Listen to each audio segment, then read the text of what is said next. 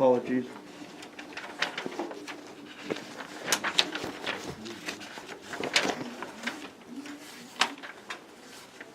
Yeah, that reference is to Blake's Ferry, quote-unquote, lane, not Blake's Ferry Road. So again, what we have is we have a reference to Blake's Ferry being at the location of what has been mapped by the government in 1869 as Uppers Ferry or Edmonds Ferry, but that wasn't until 1888 that he acquired the deed. The documents are available. They were appended to my one of my exhibits to my October 12th letter to the board. And then another thing, relying on the Pirates map, also attached is number 8, Exhibit 8 to my October 12th memorandum, is a letter from Bonnie Ramey, the clerk and recorder of Jefferson County, and as this board remembers, a lot of these records, because of the age of them and the fact that Broadwater County was once, is now the area of what was once a specific area of Jefferson County. Miss Ramey on May 1st of this year wrote the letter, quote, "The attached map found in the county surveyor's book dated 1899, emphasis 1899 to 1919, so the map doesn't even fit the time frame of what we're looking at here because we're looking 1884, 5, and 7. The map was loosely filed between two blank pages and was not bound into the book. The map is not dated and no reference to the map was indexed in the county record." Bonnie Ramey, clerk and recorder, Jefferson County. Attached to that, for your reference, commissioners, is the map, the Pirates map. So that indicates that this map isn't worth the paper it's written on. References to this map, and I'm at a loss. It does show some Ed P.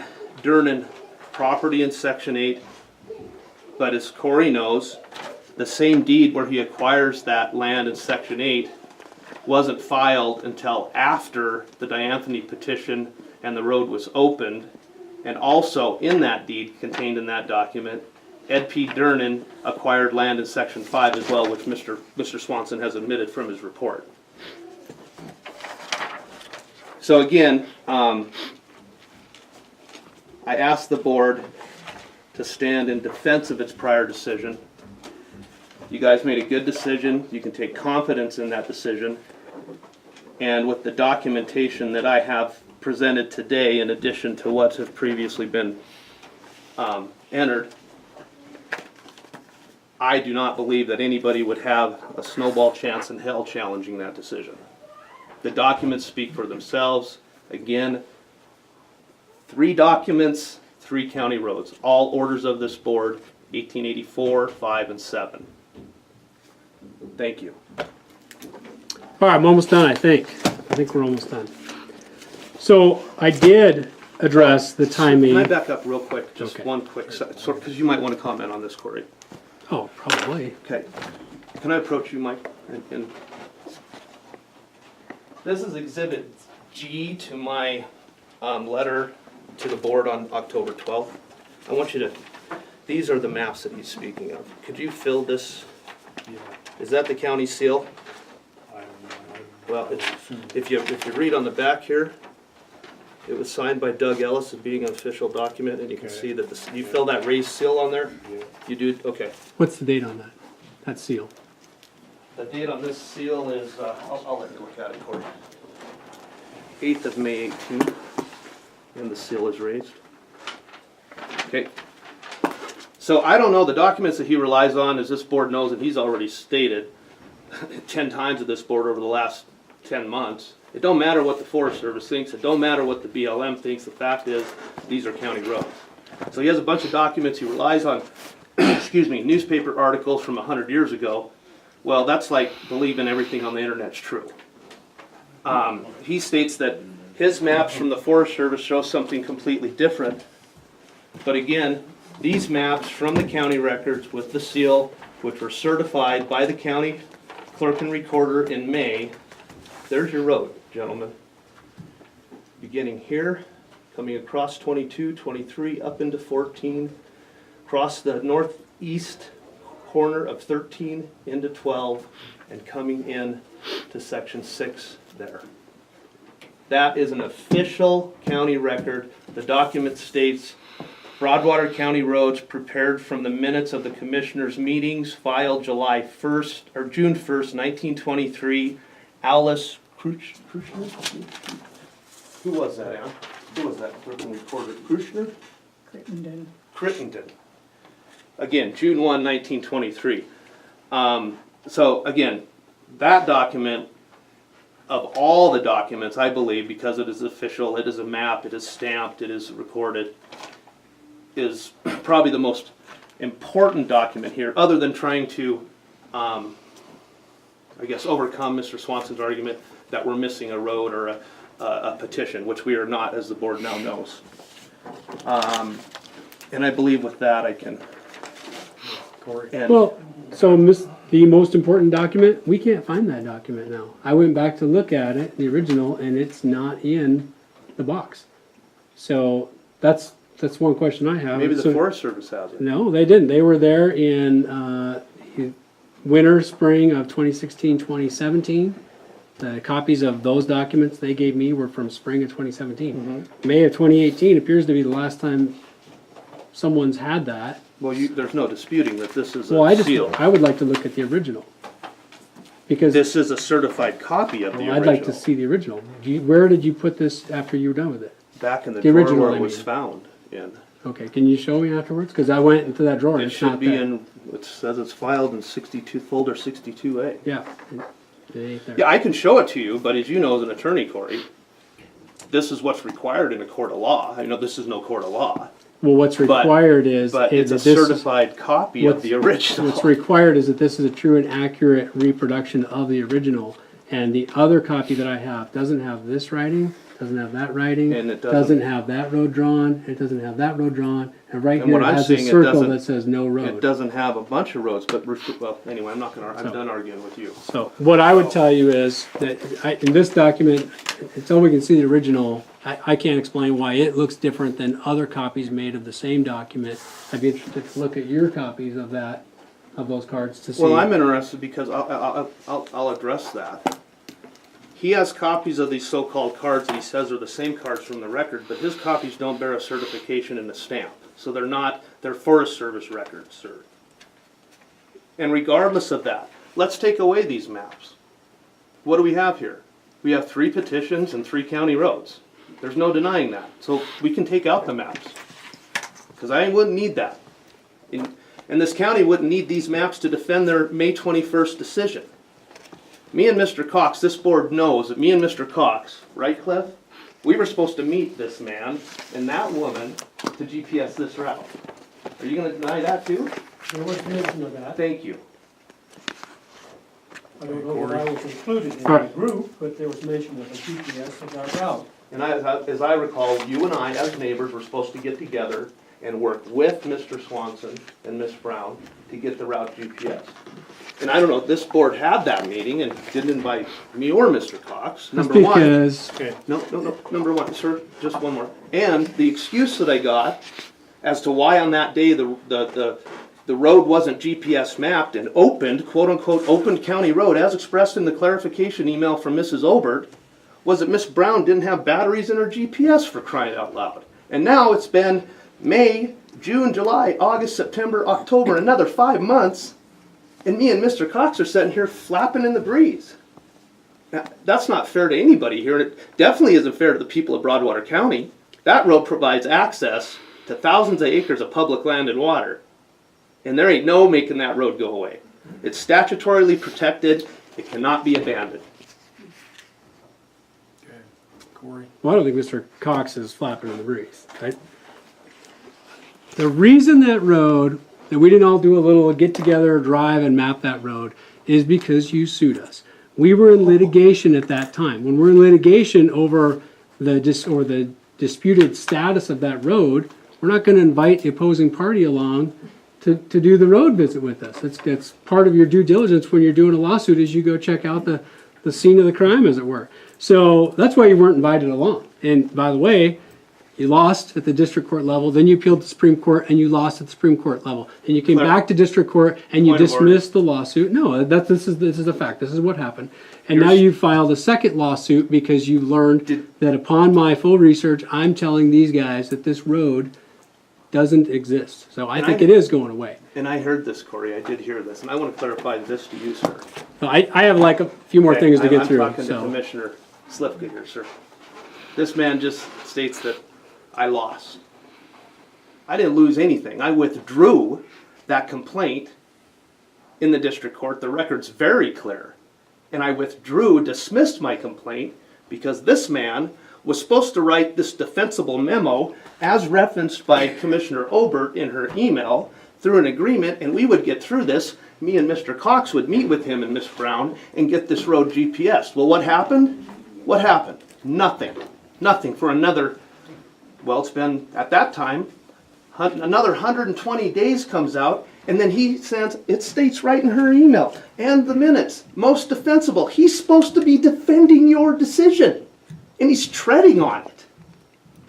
no, And then he sits here and states that I lost the record. Go upstairs. You want me to go get it? I dismissed that lawsuit to work with him and this board to get this matter resolved without litigation. And that was an injunction. It wasn't a lawsuit. I wasn't asking for money. I wasn't asking for damage. It was an injunction to prevent him and that woman right there from interfering in this matter any further, because it was going nowhere with them, and everything that came out of their mouth, as it has throughout these proceedings, has been negative. And it's not right. well, Corey. when a plaintiff files a lawsuit, gets ruled against repeatedly, and voluntarily dismisses it, that's called losing. So here's where we are. I'm going to run through these first. Blake's Ferry. Blake's Ferry timing. If Blake's Ferry is Beaver Creek Ferry, is Edmondson Ferry, is Lautzenheimer Ferry, all these names, then this, Mr. Schmaus's theory simply isn't correct. The timing, I addressed the timing. I addressed the timing because it was suspect to me as well that Blake didn't purchase that property till 1888, and yet in 1886 they were referring it to as Blake's Ferry. So what did I find? It's in the footnote on page 11 of my memo. I found that an article and an historical record that he was operating that ferry on behalf of a widow who owned that ferry and that property, and that looks like it went all the way back to 1886 because he hired a guy named Fisher who worked for him for 7 years. In 1893, he married Blake's daughter and moved away to Beaverhead County. So if you go 1893 minus 7 years, 1886. I believe Blake started operating that ferry in 1886 on behalf of the owner, purchased it from her in 1888. That would coincide because we know that in late 1885 is when Edmondson sold the ferry. He sold it to this widow, but she never operated the ferry. Blake operated the ferry, and that's why he was known as the operator. There are several ferries throughout this history where people operated a ferry, but they may not have owned it, and they were sometimes referred to, Billy Bob's Ferry or whoever it was that Can was I ask you operating it. just to clarify the date of 1886? Where are you deriving that from? It's in all these documents. Which document particularly? I can't tell you right now. It's something that I found specifically in the historical record. I would also point out, if you want to look at Exhibit 16, these are historical, either articles from newspapers or the Broadwater Bygones or the History of Broadwater County published in what was then the Townsend Star. Page 1, Edmondson Ferry and Beaver Creek Ferry are the same one. I think it's page 3. Page 3. No, let's go to page 4. This is very good here. This is from the Townsend Star, November 18th, 1965, History of Broadwater County, written by Grace Holloway, Eleanor Marks, Mary Schreiner, Elsie Rawls, Agnes George, Martha Hassel, Mrs. Ed Neild, and Edna Gobb. And they're specifically talking about people that had to make a trip to Helena. And it says, it was necessary to cross the ferry on the Lautzenheimer's ferry later called Blake's Ferry. The route was up Beaver Creek, past the Spokane House, which was built by Captain Whitlock, and on to the halfway house near what is now Class Oil, the trip taking a week. Guess what they just described right there?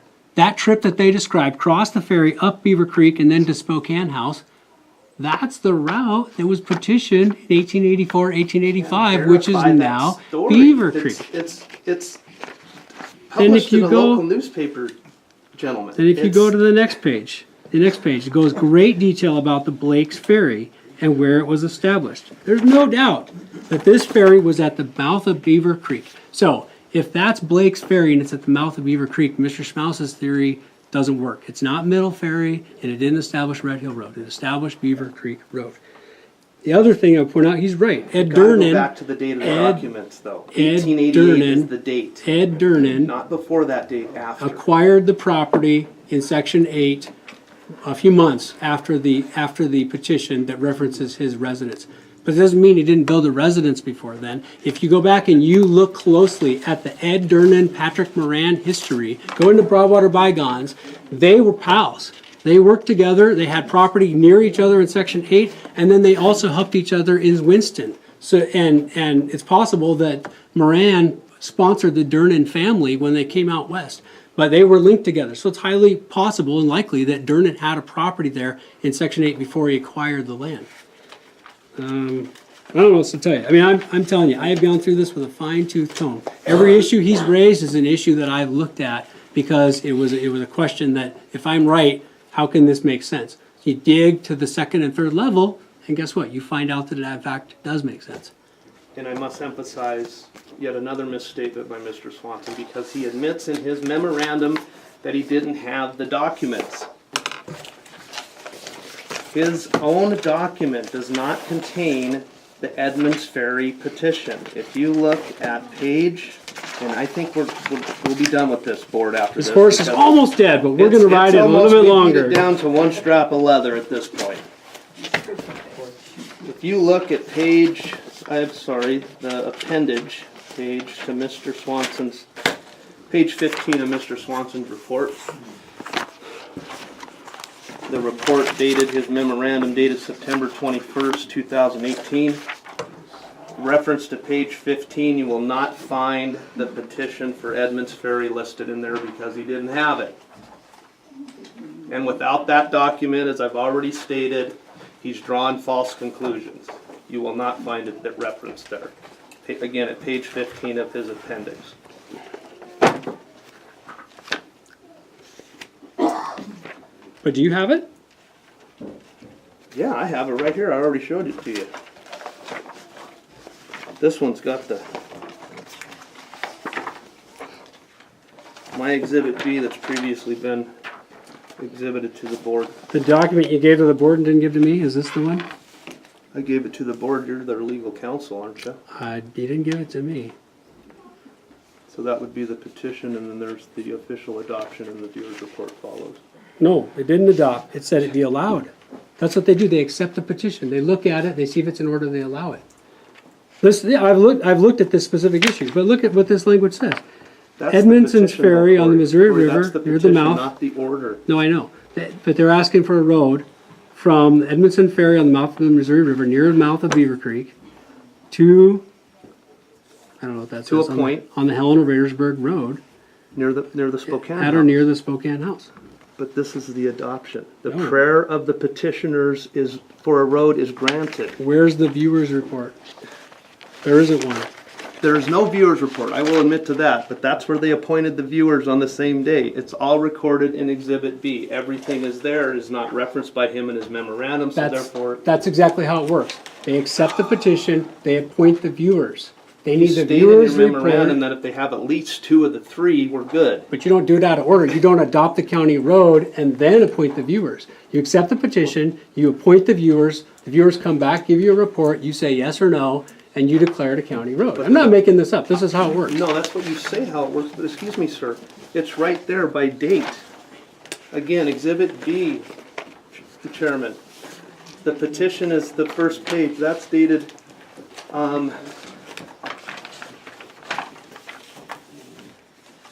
There's a date on that, September 3rd, 1884. That's the petition. Again, it reads, Edmonds Ferry at the mouth of at the Missouri River near the mouth of Beaver Creek, so on and so forth.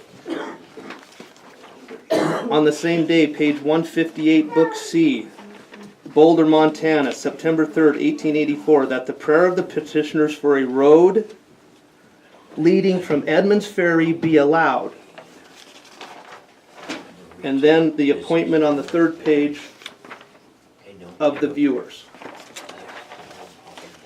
Those are the documents, again, that are not appended to him, which defeat any argument whatsoever he can bring, or any argument that anybody could bring, and I don't think that this board should feel like as if they made a bad decision, because they didn't. They already decided, that the records indicate that you did say the westerly route of the county road is the road. The only thing that's happened here is Mr. Swanson has failed to act, Mrs. Brown has failed to act, and as you know, I've got a mandamus suit upstairs, and we're gonna have a hearing, and I've requested that the court order them to do as this board is told. You know, So- everything said on this west route, all we decided there was to find out, to have Nicole GPS, see if there was a west route. Was, And nothing has ever become, because like Corey said, he found more information and stuff. That's all that was. We didn't accept that as a road at that time. well, that's not what the minutes reflect, Frank. Well, I wouldn't say that. Well, Miss Ober clarified too, on top of that, sir. Well, I guess she isn't here to She isn't here to address that. address what she said already. I would but- just recommend that this board set back and let's let the district court figure this out. Because And I, also on these ferries, and everything I've read, almost everything keeps pertaining back to the Beaver Creek Road. And also I found in there, when we was talking about this Red Hill, where it was closed. I saw that document where Red Hill Road was closed. closed, not abandoned, but it was only closed to the Meridian line. And that doesn't affect Dianthony whatsoever. That's, again, the documents again speak for themselves, because the commissioner's minutes, which is also shown, we'll go back one more time for clarification, Exhibit 10 of Mr. Swanson's memorandum. Well, there again, I said, all we was asking for was some clarity, to find out if there was a road there. And when we made that trip up through there with the BLM, it's impossible to tell that there was a road in there anyplace. Well, and you know, I somewhat agree with that when you're standing on the ground. But if you pull up the maps as certified by the land surveyor who's educated in this field, you can clearly see it on Google Earth, aerial photographs. You can pick it out, and that's what he did when he prepared that map for the board. That map, that road is shown on the 1950. It's shown on the 1966 county map that's out in the hall. It's shown on the 1868. No, I'm sorry, that would be Red Hill Road. It's shown on all of the Forest Service maps. It's shown on the current Forest Service map for this year. Now, Mr. Swanson's correct. Just because it's on a government map doesn't mean it's a county road, unless it's on a government map that is Broadwater County, which it is, again, Exhibit C, and this board's already made a decision as to that. Are there any other public comment? Let's hear from someone else. This has gone an hour longer than it should have. I really need to ask if anyone else has public comment on it. Is there any other public comment? I can't see anybody back. Cliff? Mr. Chairman, for the record, I'm Cliff Cox.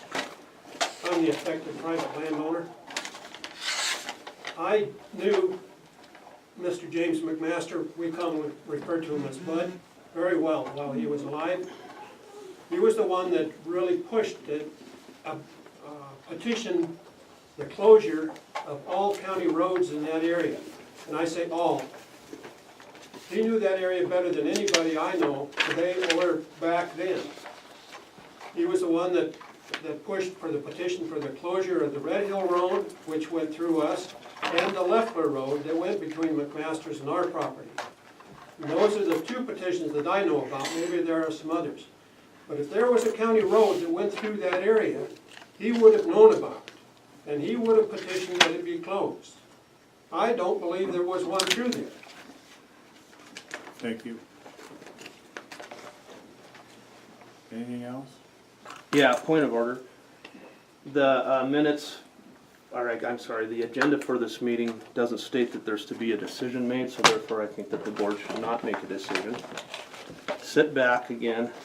Let's let the man upstairs, because I've got Mr. Swanson up for application for a writ of mandamus, and we'll see what the judge says. Either judge gonna force him to GPS that road as you guys told him, or is not. Well, I'll agree with Franklin that we did not declare this a county road and we did not declare it open. We had a vote to GPS the road, the description was in a westerly direction from this guy's house to that guy's house, around the corner, up the draw in a westerly direction. Well, that's not a very good road. Financially, from the county standpoint, this is ridiculous. We're spending so much money on this road that doesn't even exist. It's not in any of these records. You have records that show it is. There's index cards that we don't have that have numbers altered on them. This thing is, we did not order a road open. We I asked disagree them- with you, Mike. Let him finish. We Let him did finish. not order a road, we made a decision to say that we would consider a westerly route, and that's what we would have GPS with the BLM. Her That's exactly clarification what- email that was states the- to have that the was the county road discussion that open. we had. It states in the minutes, then the road would be quote-unquote officially open. No, it didn't, we did never meant to open the road. It's in the minutes that you signed and recorded in this courthouse, Mike. It was not to open the road, it was to GPS the road in a westerly And no direction. disrespect, of what it was no, said. no disrespect intended, but that's what the minutes say. That is not what we intended. But the minutes that were signed and recorded, that's what they say. They were approved by this board. The approved minutes that are recorded in the clerk and recorder's house say exactly that. That the road would be, prior to officially opening the county road. That's what it says. Prior to officially opening it, we have not officially opened. Who says we're going to open it? We have to GPS it to see where it is first. Mr. See where Chairman, it existed. this is your meeting and you can control it. I would suggest you. So move on I to would the next. suggest that if Joe's gonna proceed this with district court, that's where we head to. And we can real easily ask the court to make a determination on the documents. Very easily. 7/14/23, 26/33, is that right? I'll I'll leave that recommend up to the to commission. court. Let me recommend what you do. Number one, Mr. Schmaus has more than adequate notice that I was gonna ask you to make a decision today. I've sent him all these documents, I've sent him my memos, I've sent him emails. There's more than adequate notice for you to make a decision today.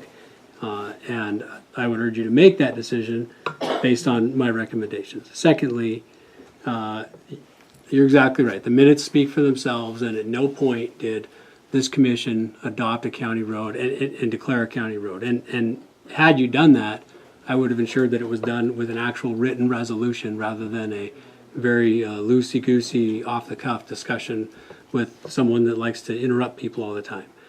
Third is the writ of mandamus lawsuit. There's no way Mr. Schmaus is going to win that for a lot of reasons. My first response on that is due tomorrow. I'll be filing it tomorrow, and then if he wants to challenge the decision of the board, he can go ahead and do that.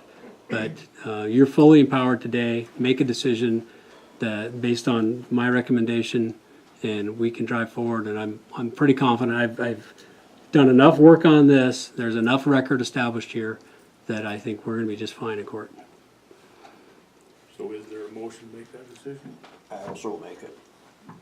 I would recommend first that when, I think it would only be proper that Commissioner Overby be available for such a vote, because she was the sponsoring board member of the motion to adopt the road, and she's not present. Two commissioners is a quorum. If it's a 1-1 tie, then I say we bring it back and bring it to Commissioner Over.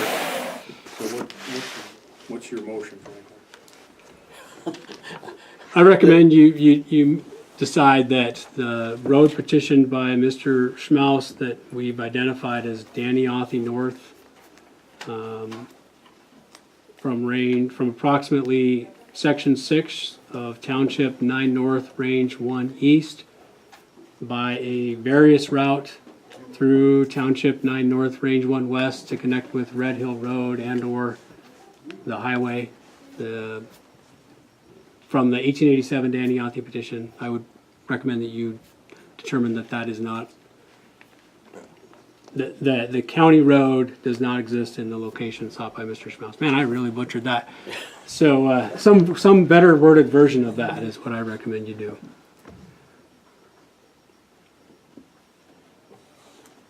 I wish I had wait to simplify it, but I get basically that we're going on Mr. Swanson, the county attorney's advice to us that this, I don't know if you call it the western or the northern part of this Daniati Road Yeah. does not exist.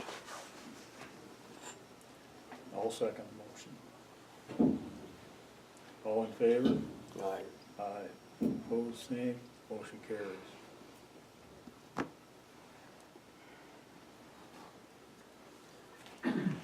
We will move on to our next item. See you in court. Mary. Can't wait. Can't wait, Joe.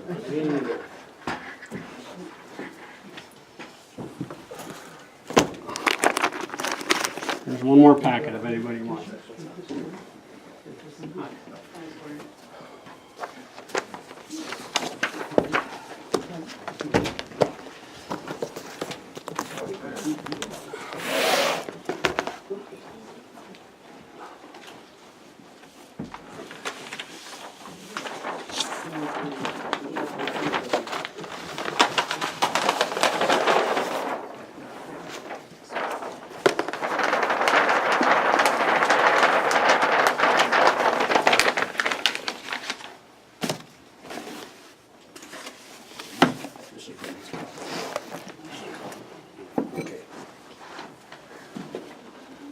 Good afternoon, Commissioners.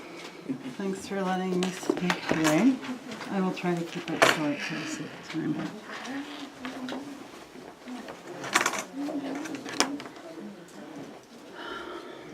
All right.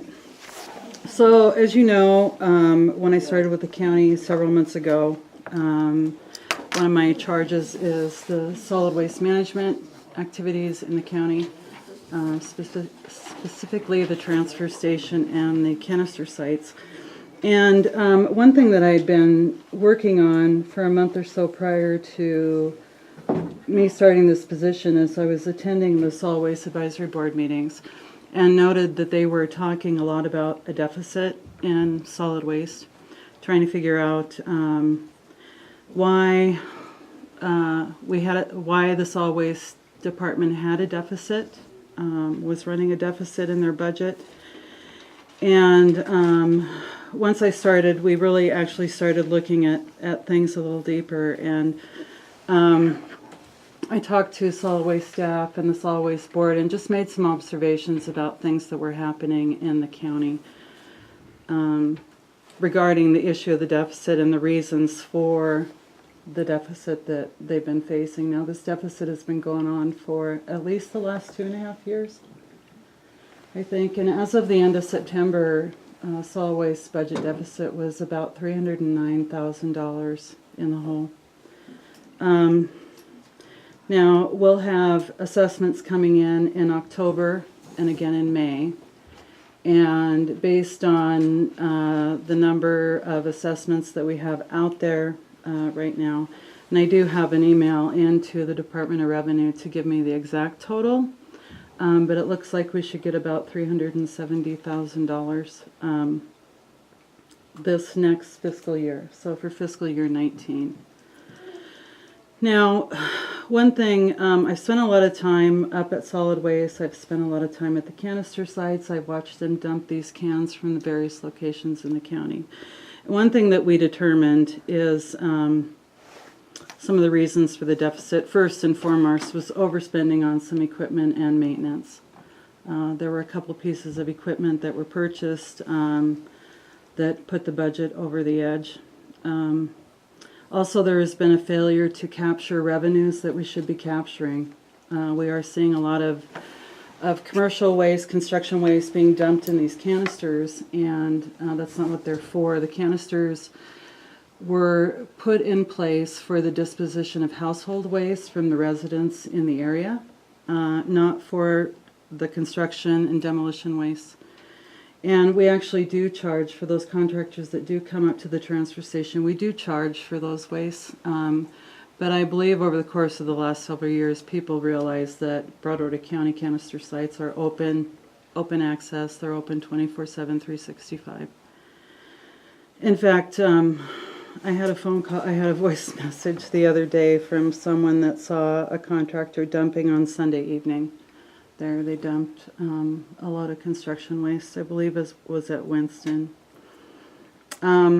And part of the issue that we have also with these canister sites is because everything's dumped in the canisters, and I'm not necessarily speaking specifically about the one here at Cedar Street because we have more cans there for some of the various waste streams, but in the other rural sites, what's going on is we can't divert waste that we could normally manage up at the transfer station because it's commingled with the garbage that's in there. And once this waste gets dumped on the floor, we'll pull out metal and clean wood that we can safely remove. But if we can't safely remove it, everything goes in the transfer trailer and gets hauled off to the landfill for disposal. So I've talked to the board the last couple of months, and what we realized is, the first thing that we need to do, rather than increasing the assessment for solid waste, is try to get the canister sites under control. Broadwater County is one of a handful of counties that does not control access to their canister sites. Unfortunately, Gallatin County and Lewis and Clark County know that. There are people in those counties that know that, and they will come into our county to dump their waste. So control was the biggest thing that I was trying to achieve. Now I rolled out my plan. I realized that it didn't sit well with people, and I'm fine with that. I'm fine with involving more people. So what I did last week is I put an article in the paper, and what I would like is residents from each of the 5 areas to come in and sit down and talk about the issues and try to develop a solution that will work for everyone, and the county included. I want the residents to be able to access these sites when they need to access them, but we also need to control dumping so that we can control our costs, because the last thing that I want to do is increase that fee assessment. What this isn't going to do, and another issue that we have too, and I heard from a lot of people, is they don't like to see the scavengers in the cans. I don't care about the scavengers. I don't either. At all. Oh, we're all here from Raidersburg. If you can let me finish, please. I just I don't will. think you're, have you ever been to Raidersburg? I really don't believe Ma'am, it. So, allow her to finish, please. Sorry. so anyhow, the issue with people in the cans, it's a health and safety issue.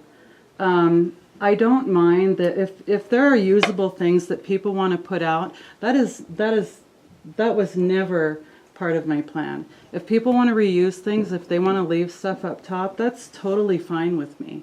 What I don't want to see, because it's a liability to the county, is people inside those cans digging things out of the can. If there are things that people have that they think are reusable by someone else, that's fine. They can leave it up top. That was never any, and I don't know where that came from, but that was never a part of my plan. Now, as far as gates and access, I think we do need to gate these sites. But one thing that I had also talked about was putting in a man gate. So when the sites are closed, if people need to get in to dump a bag of garbage, they can walk in and dump their garbage in the cans. And what those gates are going to do is vehicles won't be able to get in there to dump these prohibited or illegal loads when the site is closed.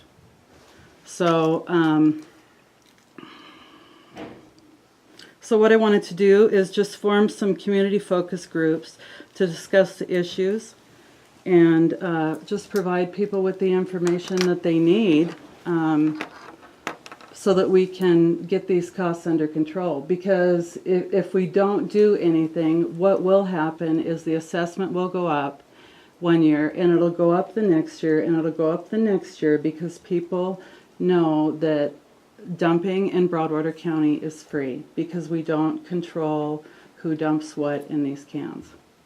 And I'm not talking about the local residents that don't know. I'm talking about people that come in from outside the county, or maybe even contractors in the county that don't want to come up to the transfer station because they know that they're going to get billed for their solid waste.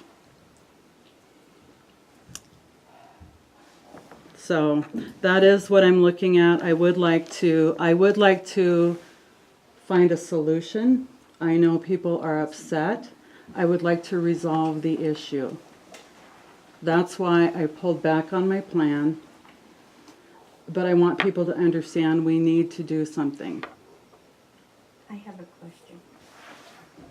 So when the contractors, all of them, do they get a permit to build or remodel or anything like that? Do all of them get a permit? It depends on where they are. If they're in the city, yes, they do. But if they're in the county, no. Are there county building permits? No. Because I was gonna say, then why don't we add on to the permit for them if they're gonna dump? I mean, get the money that way. Right. And we have talked to the Solid Waste Board about that, about doing something like that. We've talked about coordinating with planning to try to get some of these issues resolved, but it doesn't resolve the issue about contractors coming in from outside the county. Because we do see that. There are contractors coming out of Helena, dumping in Winston. And we've seen construction and demo waste at every one of these sites this summer. This summer was crazy. And not only have we seen the construction and demo waste, last week we pulled a can, I don't know if it was from Toston or Radersburg, but it was half full of tires. Now we have a tire disposal unit up at the landfill. People can bring their tires in and we can just dump them in the landfill, and then they're not taking up space in the canister that's reserved for garbage.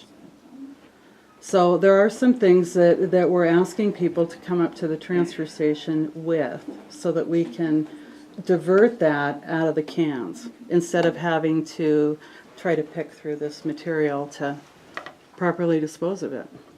I would like to say something. We have a commercial dairy out here. They dump loads of stuff in the dumpsters.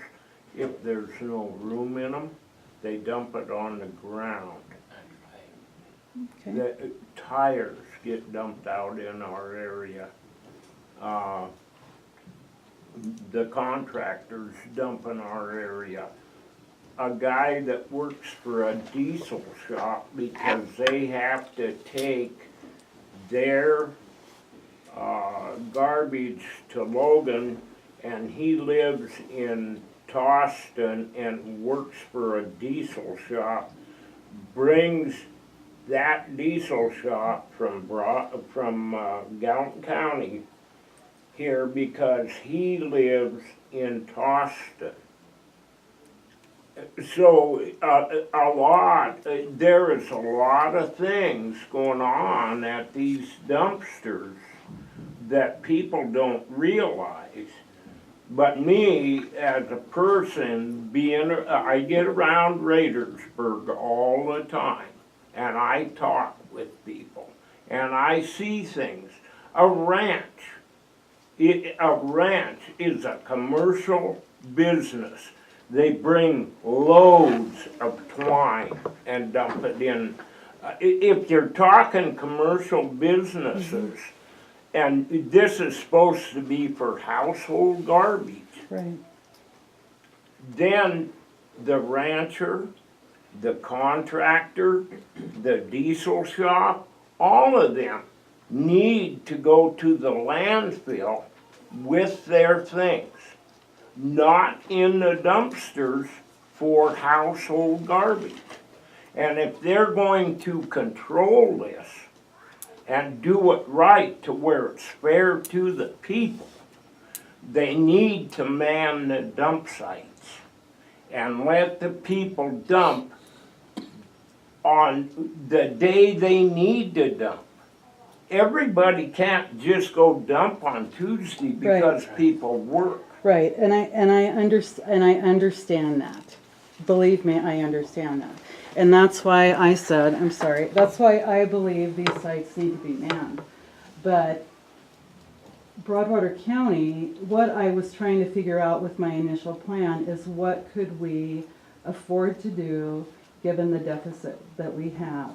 There were a lot of comments that I saw from people that said, give the local community the authority to deal with this. So that's actually one thing that I'm trying to do by getting a focus group developed from each of our 5 sites so that people, and it would be made up of a group of people that use a particular site, and they would know kind of when people need to be able to use that site. This is just kind of out there right now.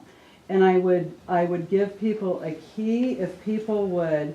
I do believe that I have the funds available to hire a couple of part-time people and have one full-time attendant. Okay, but if I hire a couple of part-time people, I have to limit their hours. Number one, because they're part-time, and so what I would have to rely on is local community members to help until we can get everything under control. And then I would foresee I don't know how long it's going to take. You know, I would like to resolve this issue by the end of next fiscal year, but that's just me. I know it's not going to be done. But if we can resolve this issue that we have with our solid waste budget sooner, then I could probably hire more people to be attendants that could be out there when the residents needed them. Could I say one more thing? If the people of Raidersburg, say, police their own dump, and somebody from out of county, like the diesel shop, comes to dump, and we're saying, hey, this is our dump, you're not supposed to be dumping here, and there's a confrontation on this, we have, as citizens, no jurisdiction to say, or jump up and haul up and smack the guy in the head, which he needs. Right.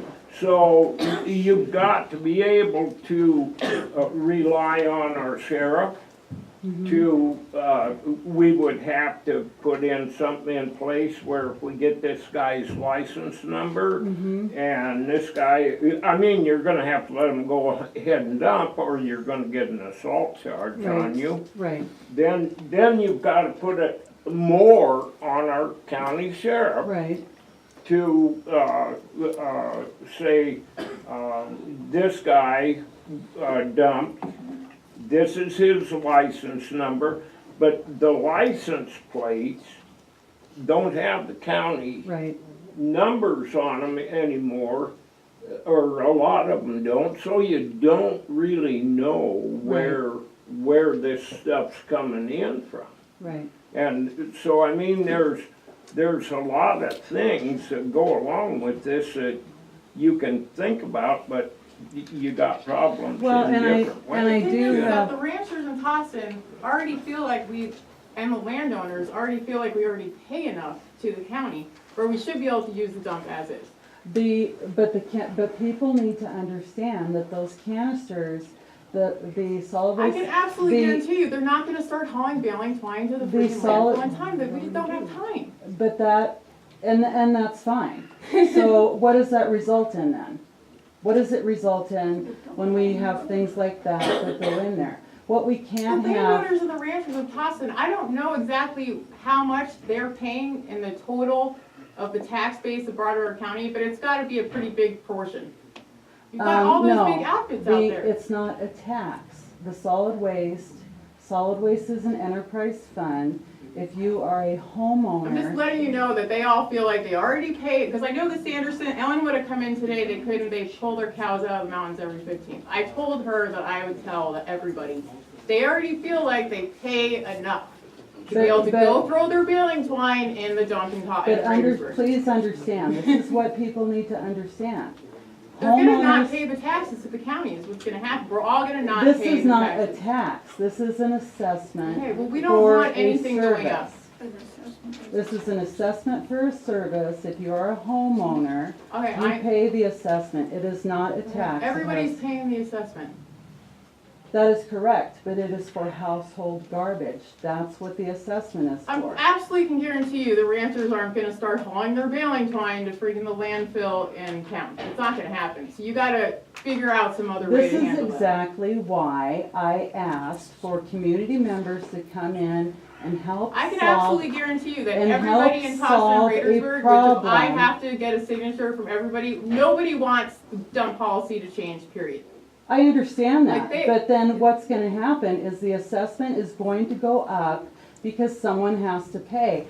I pay the assessment in this county. I am mad that I'm paying for someone from some other county or a contractor happening in that doesn't Raidersburg. have, It's yes, the it way it's is happening in happening in Raidersburg. It's not the same way it's happening It in is Winston. we are finding construction and, we found a bunch of construction and demo waste out of Raidersburg this summer. We found it at Toston, we Who in find their it right at mind's gonna Winston, haul we waste find from it at Dry friggin' Gulch, we find Gallatin it, County, all the way to Raidersburg. because it's free, that's You're the gonna spend like thing. $60 in diesel They- just to drive it all the way. I It mean, doesn't, that it doesn't any make logical any sense. sense, but it happens. That's what I'm trying to A say. little pickup load in Logan is $45. So you're gonna spend the doing $60 in diesel to go dump it for free? That And nobody, yes, they nobody's that will. stupid. They will. drive from Gallatin It's the way to the- county. It's the way the mind works. Yeah, and see, they do that. Gas My or name is whatever. John Williams, by the way, and I am not from here. I'll be honest with you, you can tell by my accent. I have been in other states everywhere around, and they have a gated dump. You have what we used to call a Connecticut, the garbage Nazi. He was bad about going around, and he made sure you put your recycles where the recycles were in that kind of way. Now, he literally took their deficit in 1 year and turned it around. I just know Y'all- my neighbors and nobody wants to be patrolled, period, at all in the Tossin But- Raidersburg area. We don't wanna be patrolled and I we're gonna fight it. understand. I can absolutely guarantee we will fight it, we'll cut locks, we'll cut the whole friggin' thing. Well, I See, it's- would absolutely that's understand, like, when the that's what- officer gets involved there, that's the whole nother ballgame, One officer. you know? but that's but- silly, because you're paying for other We just, people why to do we have dump to be, stuff. we don't wanna be regulated out there, period. The We just don't. reality is, we are regulated as a county to manage solid waste. We collect Well, your maybe you solid should waste rate, for honestly, I think the disposal. ranchers and the landowners in that area that would rather pay a little bit more money to not be regulated by the government or the county.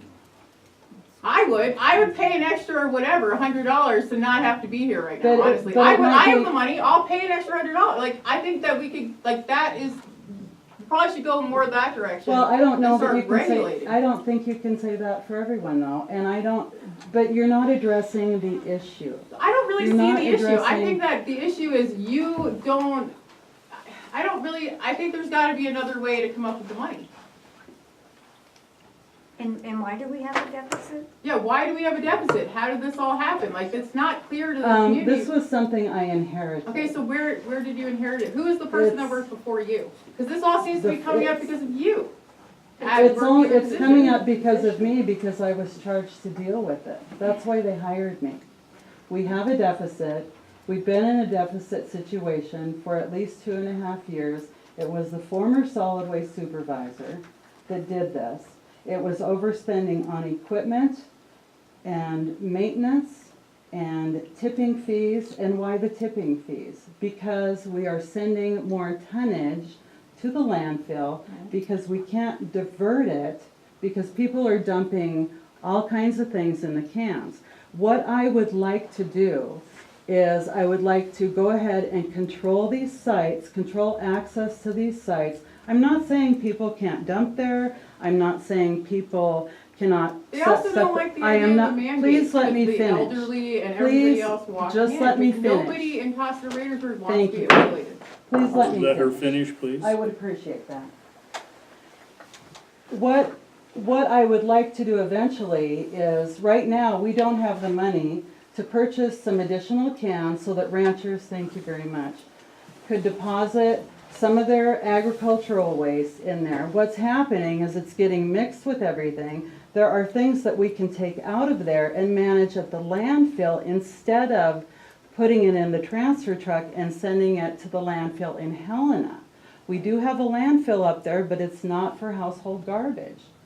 That's the point.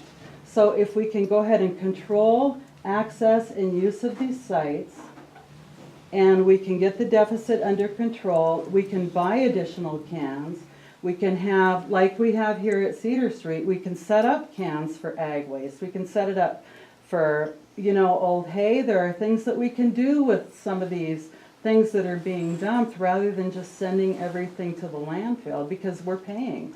We're paying not only a tipping fee at the landfill, but we're paying, vehicle costs, staff costs, maintenance costs on the vehicles. And those vehicles have not been maintained. They have not been maintained for years. And we do not have the money in the budget to buy a new semi, to buy a new transfer trailer, to buy a new excavator. So this is just something that I'm trying to do to get things under control so that we can then go ahead and potentially expand our services, have more recycling available to people so that we don't have to put so much in the landfill, other than the household garbage. I understand all of the big picture, and this may not be the place to voice a concern, but living as rural as we do out, because I'm past Raidersburg, to only have access twice a month, you're creating a whole slew of other issues, concerns about. And I understand that. That's why I pulled back on that plan. Yeah, Okay, well, and that's why I appreciate asked. that, but That's We're why I never home asked- on weekends. That's why I asked community members to, if you're interested in helping resolve, I'm all about problem solving. That's what I'm about. I'm trying to solve a problem. I can do it better if I have members of the community helping me solve that problem. And if that means giving them some authority to do things at these sites, I am all for it. I am all for it. I understand the wanting volunteers and stuff, but I see so many dangerous aspects to that.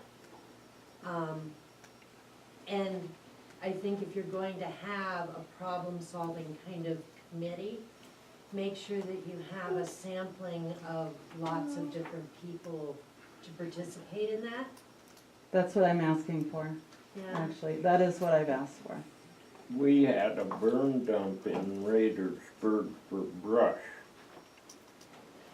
Yes.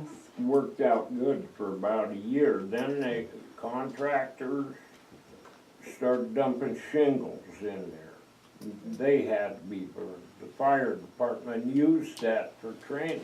Eventually, that got closed down. Now all this brush and all this Yes. stuff goes to the dumpster. Right. When people could solve that themselves by getting a burn permit and Well, that's not the burning business. their brush instead of filling the dumpsters with it, but they won't pay for a $5 burn permit to do it. Well, I and- see all kinds of things in this county that, with our garbage problems, that could be solved with just some common sense. So I have a So question. she had a Go ahead, She had a sorry. question first. Me? Uh-huh. Yeah, I'm Sarah Seiler. And I didn't know about this until my son, who teaches in New Mexico, saw it on the Townsend Classifieds or something like that. And he said, Mom, why don't they have cameras at each one of these dumping areas, run by the son? I'm sure that the